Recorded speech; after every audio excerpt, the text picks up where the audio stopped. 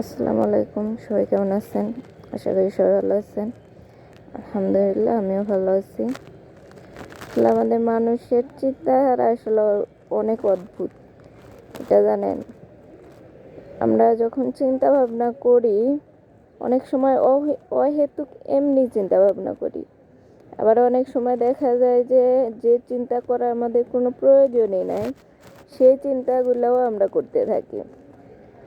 সে কিছু কিছু সময় আমাদের চিন্তাধারায় এমন আসে যে যেগুলো চিন্তাধারা করলে না করলেও চলবে, সেগুলো চিন্তা করতে করতে আমরা রাতের ঘুম নষ্ট করি।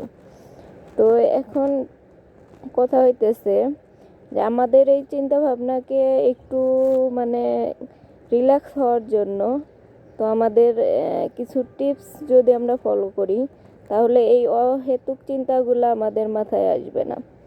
তো আমরা যখনই সময় পাবো, তখনই একটু সময়ের জন্য, বিশেষ করে হোক সেটা সকালবেলা হলে ভালো, যে হয়তো 10 মিনিট, 15 মিনিট, 20 মিনিটের জন্য আমরা নিজেরা সময় দিব।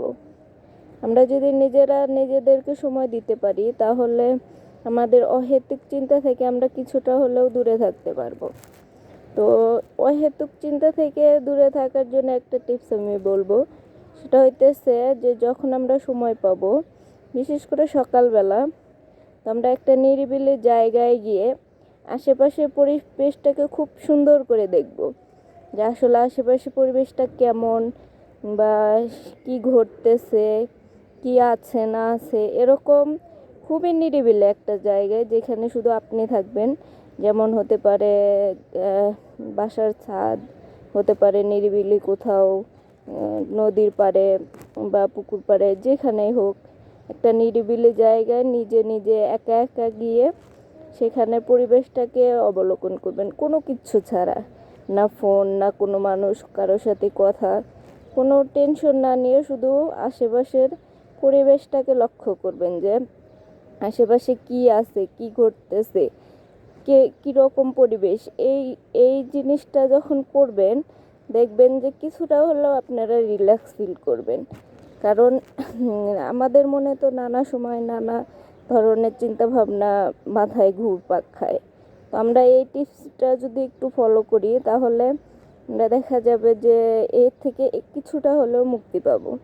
তো এই টিপসটা আমিও ফলো করি, যে যখন মন খারাপ থাকে বা অহেতুক চিন্তা আসে, তো নিরিবিলি কোথাও একদম একা গিয়ে আশেপাশে কি হইতেছে, কেউ থাকবে না আশেপাশে, নিরিবিলি একটা জায়গায় গিয়ে আশেপাশের পরিবেশটাকে সুন্দর করে অবলোকন করা, যে আশেপাশে কি হইতেছে, কি ঘটতেছে, বা কি কি আছে।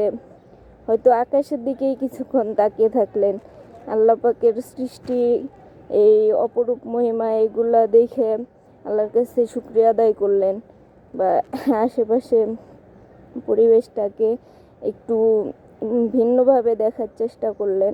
তখন দেখবেন কি আপনার অহেতুক চিন্তাগুলো আপনার মাথা থেকে চলে যাবে।